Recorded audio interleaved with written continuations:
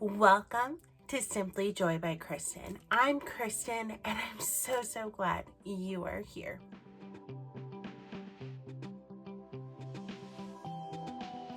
This week is all about Mr. Toad.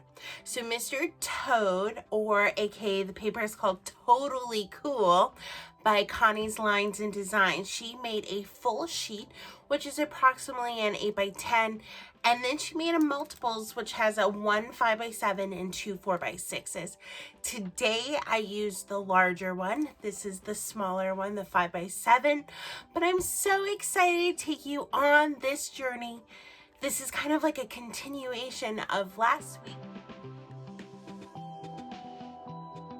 because my emotional artist wasn't ready to commit on where Mr. Toad was gonna go. So let's continue this story.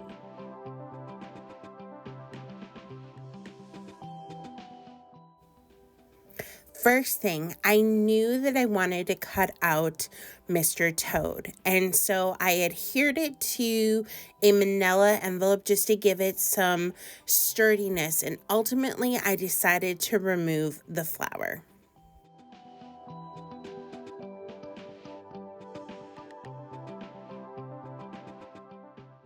Next up, I had to decide what was the perfect frame. Was it this oval one and add molds to it?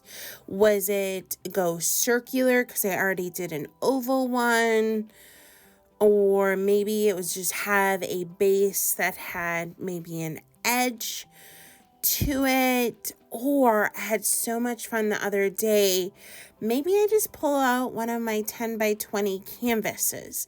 Like, I really wasn't sure the direction I wanted to go until I spotted in my stash this wood mushroom, and that was how I chose my frame. And I went with the one that had the edge. Spoiler alert though, I didn't end up using the wood mushroom. How comical is that?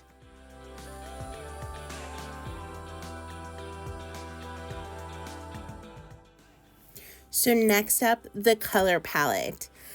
I definitely added to it the more that I created, but what I started with was a bunch of greens, yellow, a turquoise, a white, and it just gave a really good base for this creation.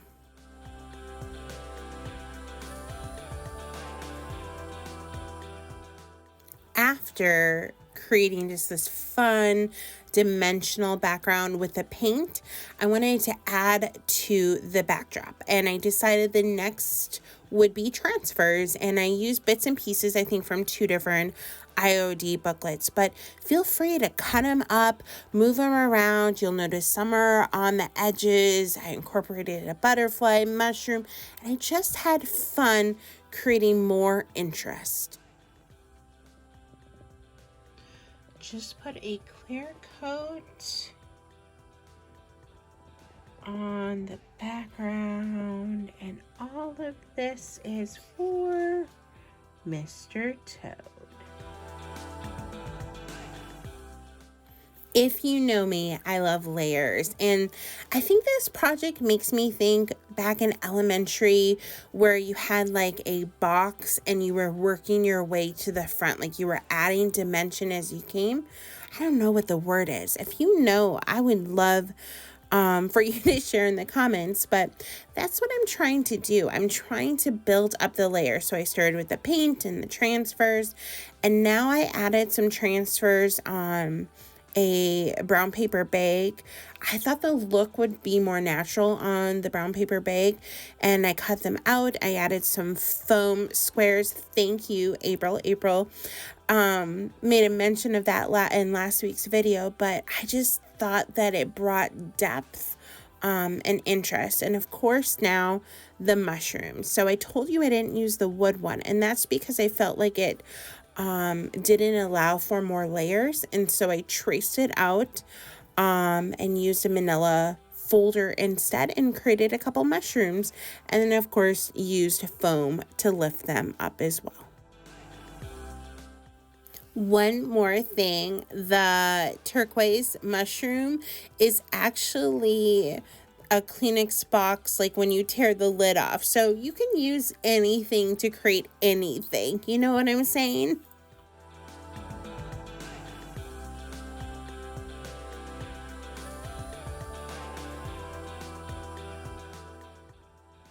So the question is, does Mr. Toad need a crown?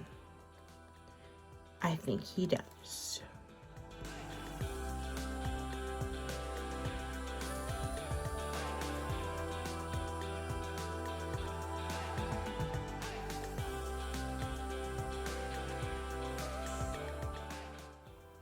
It's time for Mr. Toad, excuse me, Prince Toad, to make his appearance. He is the only one that I added wood blocks to. Everything else had the foam squares. Working on creating the bottom of the forest using multiple different colors of moss.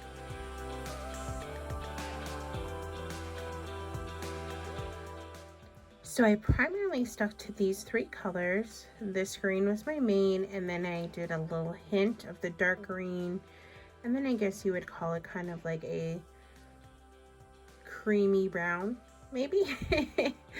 But I had this abnormally bright green moss, and I felt like it complemented the toad so well that I just did little hints of it throughout the bottom.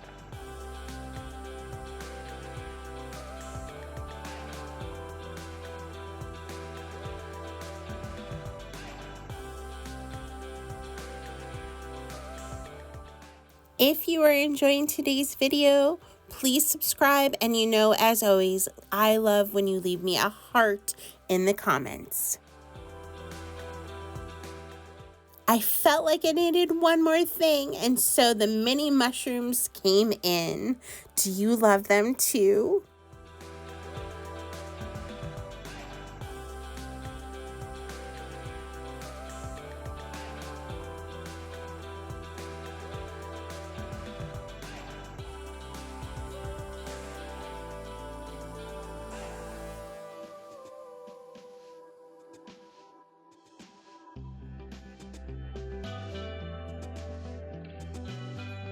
Isn't he just the cutest? Oh, you are so charming, Prince Toad.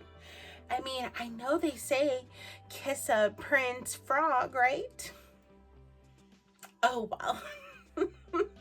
He is just so cute. I know.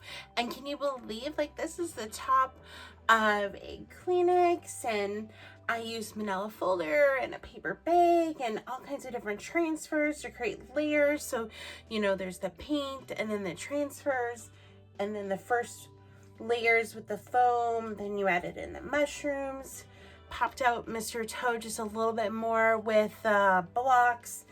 Then, of course, the moss and the mushrooms. I just think, oh, and then I made the butterfly pop off the mushroom just to add a little bit more. I love how it turned out. And I'm so glad that I didn't force my emotional artist to finish this last week, because I love how it turned out. But I needed the time, you know? I needed a little extra time to get there. Does that ever happen to you? Like you need just a little extra time, just a little bit?